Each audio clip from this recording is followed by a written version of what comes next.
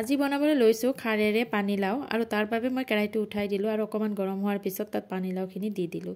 এতিয়া পানীলাওখিনি অকণমান লৰাই দিম আৰু অকণমান পিছত মই ইয়াত নিমখ অকণমান দি দিলোঁ সোৱাদ অনুযায়ী। যিহেতুকে মই ইয়াত খাৰ দিম সেইকাৰণে হালধি নিদিওঁ আৰু লগতে মই আদা নহৰু পেষ্ট বনাই থৈছিলোঁ সেইখিনিও ইয়াত দি দিলোঁ আৰু দুটা কেঁচা জলকীয়াও দি দিলোঁ।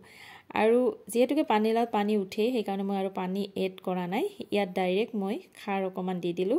এয়া হৈছে কলৰ বাকলিৰ খাৰ আৰু এইখিনি দিয়াৰ পিছত মই অকণমান লৰাই দিয়াৰ পিছত ঢাকনিখন দি সিজিবলৈ দিলোঁ।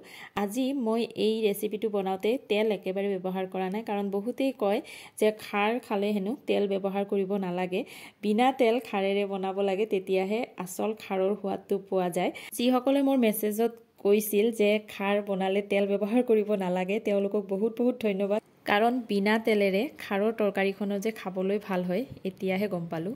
আজি আমাৰ দুপৰীয়াৰ ভাত সাজৰ লগত আছিল দাইল, ভাত, লগতে কচু ভাজি আৰু খাৰেৰে পানীলাওৰ তৰকাৰী। গতিকে আজিৰ কাৰণে ইমানেই, আজিলৈ আহিলোঁ, বাই বাই।